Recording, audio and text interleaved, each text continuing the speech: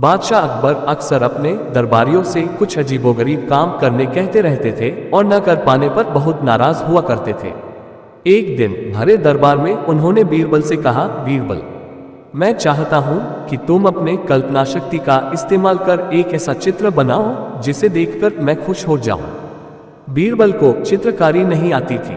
वह अकबर से बोला, हुजूर, मैं तो आपका मंत्री हूं, मैं कैसे चित्र बना सकता हूं, मुझे तो चित्रकारी आती ही नहीं है। बीरबल के जवाब पर अकबर नाराज होते हुए बोले, मैं कुछ सुनना नहीं चाहता, तुम्हें हर हाल में मेरा हुक्म मानना होगा। यदि एक सप्ताह के अंदर तुम अपनी कल्पना शक्ति का इस्तेमाल कर चित्र बनाकर नहीं लाए तो तुम्हें फांसी पर लटका दिया जाएगा। मरता क्या ना करता। बीरबल को अकबर का हुक्म मानना ही पड़ा। वह घर लौट आया और सोचने लगा कि कैसे अपनी जान बचाई जाए। आखिरकार उसे एक उपाय सूझ ही गया। फिर वह एक सप्ताह तक आराम से घर पर रहा। एक सप्ताह बाद जब वह अकबर के दरबार में गया तो साथ में एक चित्र भी लेकर गया। वह चित्र उसने एक कपड़े से ढक रखा था।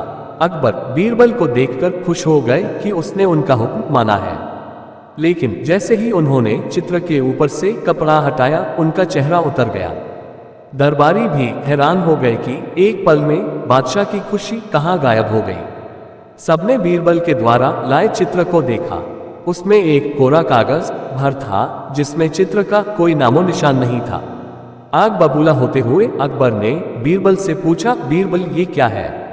बीरबल बोला, हुजूर, आपका हुक्म बजा कर लाया हूं। अपनी कल्पना शक्ति का पूरा इस्तेमाल कर मैंने ये चित्र बनाया है। ये कोई चित्र है? क्या बनाया है तुमने? अकबर अब भी गुस्से में थे। हुजूर, ये घास खाती गाय का चित्र है। बीरबल ने विनम्रता से जवाब दिया, लेकिन इसमें तो न गाय नजर आ रही है न ही घास। हुजूर, जैसे मैंने अपनी कल्पना का इस्तेमाल किया है वैसे आप भी कीजिए। इस चित्र में घास नहीं है क्योंकि घास गाय खा चुकी है, लेकिन गाय भी तो नहीं है। हुजूर, घास खाने के बाद भला गाय यहाँ क्या करेगी? वह भी चली गई है। बीरबल मासूमियत से बोला। ये सुनकर अकबर जोर से हंस पड़े और उनका गुस्सा काफूर हो गया। उन्होंने बीरबल को उसकी अक्लमंदी के लिए पुरस्कृत किया।